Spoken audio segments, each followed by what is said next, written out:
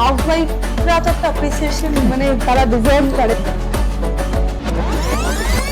Hello hi নমস্কার, শ্রেষ্ঠরা present শাহানার সাথে স্বাদ কা সফরে আপনাদের সকলকে আরো একবার স্বাগত। আজকের এপিসোড আমরা শুরু করতে চলেছি এবং সেই এপিসোডে কি রান্না হচ্ছে এবং কে আসছে তার জন্য আপনাদেরকে পুরো এপিসোডটি দেখতে হবে। এন্ড লেটস ওয়েলকাম নাজিয়া দি। নাজিয়া দি প্লিজ চলে এসো। স্বাদ কা সফরে তোমার অনেক অনেক স্বাগত। একদম একদম কেমন আছো বলো? হ্যাঁ ভালো আছি। তোমার এই স্মাইলটা দেখে আমার মনে হচ্ছে যে এত মানে এখানে আসতে আমার এত খুশি লাগছে মানে আমি বলতে পারবো না। আরে তোমার খুশি দেখে বোঝাই যাচ্ছে তোমার ফেসে। মানুষ মন থেকে হাসলে যে একটা আলাদা গ্লো করে সেটা কিন্তু মুখেই বোঝা যাচ্ছে এবং খুব প্রাণবন্ত মানুষ এটাও বোঝা যাচ্ছে। তোমার ডিশ সম্পর্কে জানার আগে আমি তোমার সম্পর্কে কিছু জানতে চাই। তো নাজিয়াতে কি করা হয়? House wife.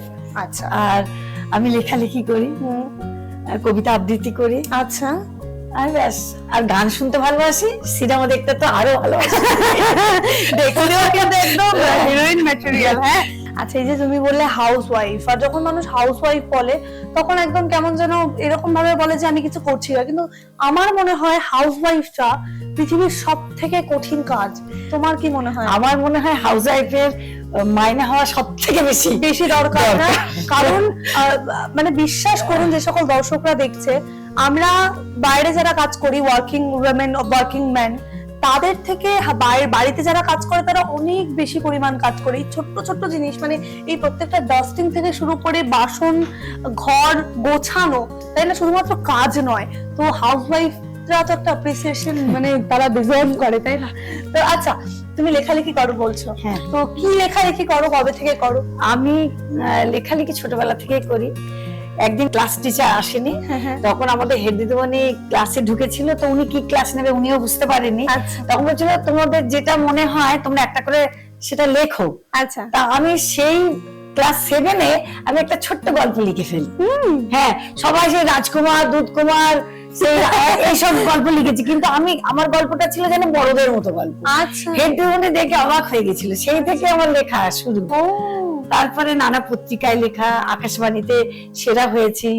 হ্যাঁ, তারপরে আনন্দবাজারেও একবার সেরা হয়েছিলাম এটা কম্পিটিশনে। তো আমরা রান্নায় যাওয়ার আগে তোমার ছোট্ট একটা নিজের লেখা কবিতা শুনি। আমার কবিতাটার নাম হচ্ছে আধারে মানিক।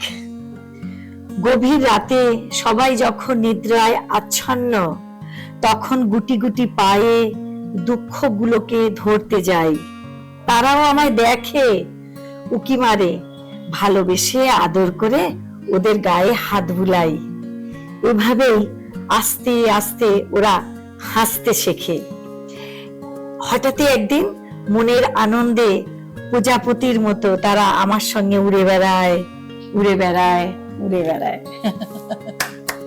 এবার এরকম করে গল্প করতে করতে আমরা একটু খাবারের দিকেও আগাই। তো কি রান্না করছো আজকে? তোমার স্পেশাল ডিশ কি? আজকে আমার ডিশের নাম হচ্ছে শামি কাবাব। শামি কাবাব, ওকে। আর 500 গ্রাম মটন কিমা আছে, সেটা আমি মিক্সিতে গ্রাইন্ড করে নিয়েছি। আর 100 গ্রাম ছোলার ডাল আছে। আচ্ছা, ছোলার ডালটাও মিক্স করা নেই? না, হ্যাঁ, তারপরে মিক্স করেছি, তারপরে সিদ্ধ করেছি। আচ্ছা। সিদ্ধ করে একসঙ্গে মিক্স করে নিয়েছি। আর গোলমরিচ আছে, আর একটু গরম মশলা আছে। আচ্ছা। আর পেঁয়াজ একটু লাল করে, যাকে আমরা বলি বেরেস্তা, সেই বেরেস্তা করা পেঁয়াজ আছে। আচ্ছা, ব্যাস, আর কিছুই না। আর একটু শুকনো লঙ্কা দিয়েছি, আর কোনো মশলা নেই। খুব সিম্পল ভাবে কিন্তু আজকের কাবাবটা তৈরি। আর এই কাবাবের ভেতরে আমি একটু নতুনত্ব করার জন্য একটু পুরের জন্য একটু ব্যবস্থা করেছি। একটু স্যালাডের ছোট্ট ছোট্ট করে পেঁয়াজ কাটা আছে, টমেটো আছে, গাজর আছে। হ্যাঁ, এটা আমরা দেখতে পাচ্ছি এখানে। লেবু দিয়ে পেঁয়াজ, গাজর, এগুলো সব কুচি কুচি করে তারপরে এটা মাখবো। আমি এর সঙ্গে একটা ডিম দিয়ে দেবো। তাহলে ডিমটা আমি তোমায় হেল্প করবি না? আমরা একটা কাঁচা ডিম একটা দিলেই হবে? একটা দিলেই হবে। ওকে, আমরা এই কাঁচা ডিমটা দিয়ে দিলাম। আর আমি টেস্টের জন্য 2 চামচ ঘি দিয়েছি। আচ্ছা, বাহ, টেস্টটা আরো ভালো হবে। আচ্ছা, এমনি জিজ্ঞেস করি না, যে বাড়িতে কে কে আছে? বাড়িতে আমার হাজবেন্ড, আমার 2 ছেলে, আর দুটো বৌমা, আরে আর বাবা, আবার সবচেয়ে নতুন দুটো সদস্য। নতুন দুটো হ্যাঁ। সদস্য মানে কি? নতুন নতুন বৌমারা? দুটো বৌমাদের মানে দুটো ছানাপোনা হয়েছে। বাহ, তো বড় বৌমার কি আছে, ছেলে মেয়ে? হ্যাঁ হ্যাঁ, কি ছেলে? ছেলে। আর ছোট বৌমার? হ্যাঁ, দুজনেরই ছেলে। দুজনেরই ছেলে। বাহ, তাহলে কিন্তু একদম ভরা সংসার, তাই না? আমি হাউস ওয়াইফ বলে আমার জীবনে কিছু করার খুব ইচ্ছা ছিল, আচ্ছা। কিন্তু নানান পরিস্থিতিতে আমি করতে পারিনি। হ্যাঁ হ্যাঁ। আমি মনে করি ছেলে মেয়ে দুজনকেই কাঁধে কাঁধ মিলিয়ে কাজ করা দরকার, স্বনির্ভর হওয়া দরকার। যেমন মানে স্বামীর পাশে বউকে থাকা দরকার, আবার বউয়েরও আবার স্বামীর পাশে থাকা দরকার, সব দিক দিয়ে। হ্যাঁ। হ্যাঁ, সেই জন্য আমার দুটো বৌমাও ওরা চাকরি করে। আচ্ছা, দুজন হ্যাঁ। বৌমা চাকরি করে, হ্যাঁ, কি দুজন। করেন তারা? ওই একজন আছে আমার নার্সিং নার্স আমাদের চুচুড়া হসপিটালে, আচ্ছা। আর বড় বৌমা হচ্ছে টিচার। ওরে বাহ, একজন টিচার, একজন নার্স, সংসারে। আর ছেলেরা কি করে? ছেলেরা ওদের ওষুধের দোকান করেছে, ওরা দুজনেই বিটেক ইঞ্জিনিয়ার। আচ্ছা। তা এখন ওরা চাকরি করতো, আর এখন ওদের আমার বাড়ির নিচেতে বড় করে ওষুধের দোকান আছে, আর সব ডাক্তার বসে, সব রকমের ডাক্তার বসে। বাহ, তাহলে আমরা কলকাতা থেকে সব পিজি থেকে বড় বড় নার্সিং হোম থেকে সব হ্যাঁ, হ্যাঁ। ডাক্তার যায়, সব রকমের ডাক্তার বসে। মানে পরিবারের সব লোক সবাই ওয়ার্কিং, চারদিক দিয়ে লক্ষ্মী আসছে, মা লক্ষ্মী আসছে। হ্যাঁ, মানে বেশ ভালো। তাহলে আমরা বাকি গল্পটা রান্না করতে করতে করি। হ্যাঁ, নাকি? ঠিক। তাহলে এটা অলমোস্ট তৈরি। হ্যাঁ, তৈরি। এবার কি করবো? এইটার ভেতরে এই পুরটা দিতে হবে। আচ্ছা, তাহলে এটার ভেতরে পুরটা দিয়ে দাও। হ্যাঁ। তো ফাইনালি আমাদের অনেকগুলো বলস রেডি হয়ে গেছে না? আবার আরেকটি রেডি হচ্ছে, এবং সেটার ভেতরে আগেই আমরা বলেছিলাম যে এই যে সালাডটা বানানো রয়েছে, এই পুর। আচ্ছা, এই পুরটা যে তুমি ভেতরে দিচ্ছ, এটা ঠিক কিরকম টেস্ট করবে? এটা এটা মানে- ফ্রাই হয়ে গেলে বাজে লাগবে না খেতে? না না না না, খুব ভালো লাগবে খেতে। আচ্ছা। হ্যাঁ। তো এই যে স্বামী কাবাব তুমি বানাচ্ছো, এটা কার ফেভারিট ডিশ? তোমার হাজবেন্ড? এটা না, এটা আমার জামাইয়ের ফেভারিট ডিশ। তোমার জামাই? জামাই খুব ভালোবাসে। ও হো, তাহলে মানে জামাই তোমার হাতে রান্না বেশি ভালোবাসে? হ্যাঁ, জামাই ভালো। তোমার মেয়ে এরকম সেম রান্না করে?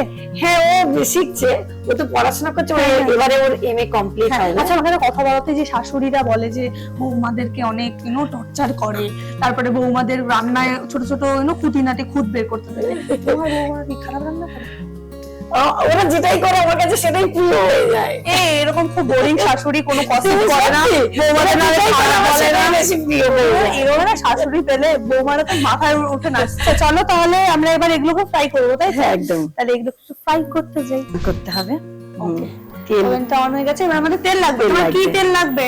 আমার এমনি সাদা রিফাইন অয়েল। তো আমরা সেটাতে ব্যবহার করছি শ্রেষ্ঠরা রিফাইন সয়াবিন অয়েল, এবং এটি কিন্তু ভীষণ লাইট অ্যাবসর্বে আমরা রান্না করি এবং ভীষণ হেলদি এবং টেস্টি। তো শ্রেষ্ঠরা রিফাইন সয়াবিন অয়েল এবার যাচ্ছে, সেখানে আমরা ফ্রাই করব এই স্বামী কাবাব গুলো।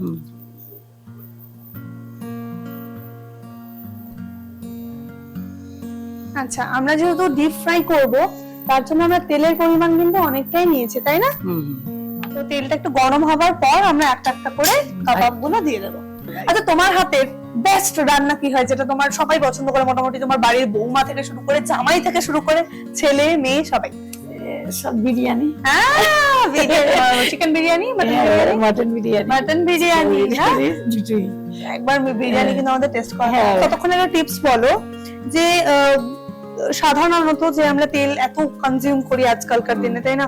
ডিপ ফ্রাই, এখন তো প্রচুর মানে মোটামুটি ফাস্ট ফুডের এত প্রচলন বেড়ে গেছে। একদম। তো সেই ফাস্ট ফুড বাড়িতে বানানোটা কি হেলদি আর টেস্টি দুটোই হয় নাকি দোকানের থেকে? না, হয়ে যায়। কিছু কিছু মশলা আছে বাড়িতে, সেই মশলাগুলো আমরা অত জানি না, কিন্তু এখন নতুন শিখছি বই টই দেখে, মানে সেই রান্নাগুলোর মধ্যে সেই মশলাগুলো দিয়ে দিলে যেন মনে হয় রেস্টুরেন্ট হয়ে গেছে। যেমন হঠাৎ হঠাৎ করে আমি আমার জামাই এসেছিল, আমি চিকেন তন্দুরি করে দিয়েছিলাম। আচ্ছা আমার জামাই ভেবেছিল ওটা রেস্টুরেন্ট। আচ্ছা আচ্ছা, মায়ের হাতে বেশ। যেরকমটা উনি বললেন যে আমরা এখন বাইরের খাবার খেতে এতটা অভ্যস্ত, বাড়িতে আমরা কিছু খেতেই চাই না। তো সেই ক্ষেত্রে সেই খাবারটিকে আরো সুস্বাদু করার জন্য কিন্তু উই হ্যাভ রেস্টোরার সমস্ত অয়েলস এন্ড ইউটেন্সিলস, সেগুলো আপনারা ইউজ করতে পারেন।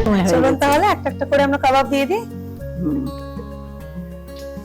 বাহ, এই কাবাবগুলো মোটামুটি কতটা সময় লাগবে ফ্রাই হতে? বেশি না, 10 মিনিট? না না, অত না। এটা কি হালকা আছে ফ্রাই হবে নাকি বেশি আছে? না না, মোটামুটি মিডিয়াম, খুব, হ্যাঁ মিডিয়াম আছে ফ্রাই হবে। আচ্ছা আমি তোমার কড়াটা দিয়ে দিই এখানে, এটা দিয়ে আই গেস নাড়তে সুবিধা হবে তাই না? হুম। তো লেগে যাবে একদিকে না। হয়ে যাক, লাগবে না, এক পিঠটা হয়ে গেলে তারপরে আরেক পিঠ। এক পিঠটা হয়ে গেলে আমরা উল্টে দেবো। হ্যাঁ 5 মিনিটের মধ্যেই হয়ে যাবে।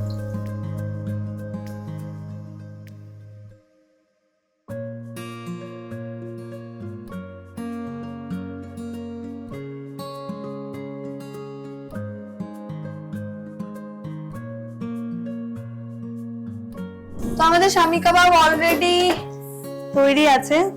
এবার আমরা নামিয়ে নেব এটা।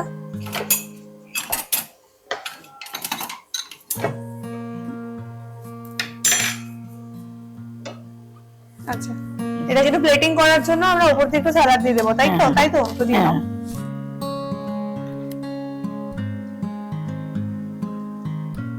বাহ, তো শামি কাবাব তৈরি। একদম। এবং আমি চাইবো, এত ভালোবেসে তুমি বানিয়েছো, তো সবার প্রথমে তুমি একটু টেস্ট করো। গরম গরম। কেমন আছে? নিজের হাতে খাবার রান্না খেতে ভালো লাগে? ভালো লাগে। বাহ, শ্রেষ্ঠ রান্নার পক্ষ থেকে তোমার জন্য একটা ছোট্ট গিফট হ্যাম্পার, स्वाद भी और सेहत भी। এখানে আসতে পেরে আমি মানে খুব খুশি হয়েছি, খুব আনন্দ। আবার তার উপরে খালি হাতে আসলাম, গিফট নিয়ে যাচ্ছি। হাত ভরে, ব্যাগ ভরে, তুমি এতটা ভালো, আরো আনন্দ। তোমার হাসি এতটা মধুর, এত মিষ্টি, তুমি এরকমই থেকো, খুব সুস্থ থেকো, ভালো থেকো। তোমরা সবাই দোয়া করো আমি যেন ভালো থাকি, সুস্থ একদম থাকি। একদম, আমি আগামীতে তোমার সাথে হ্যাঁ, আবার আবার যেন দেখা আসতে করবো। পারি। একদম। তোমরা সবাইকে, তোমাদের এত ভালো লেগেছে কি বলবো, খুব মিষ্টি ছেলে মেয়ে। তো আপনারাও ভালো থাকুন, সুস্থ থাকুন এবং দেখতে থাকুন শ্রেষ্ঠ প্রেজেন্ট स्वाद का सफर।